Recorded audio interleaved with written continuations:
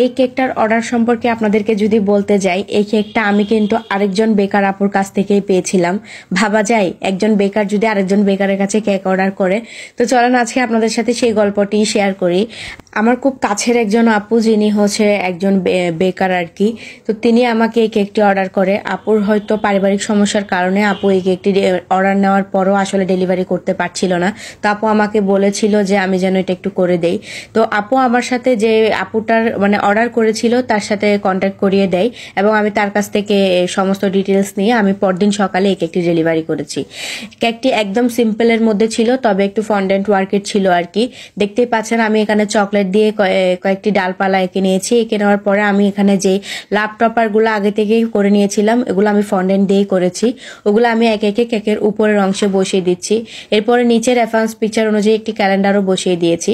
এই কেকটি করার পরে না আলাদা একটা সুন্দর লাগতেছিল, মানে খুবই সিম্পল বাট একটু ইউনিক। আমার কাছে তো ভালোই লাগতেছিল। আপনাদের কাছে আমার এই কেক ডেকোরেশনটি কেমন লেগেছে আপনারা কিন্তু অবশ্যই জানাবেন এবং বেশি বেশি করে আমাদের পেজে অ্যাক্টিভ থাকবেন, লাইক কমেন্ট শেয়ার করে আমাদের পাশে থেকে সাপোর্ট করবেন।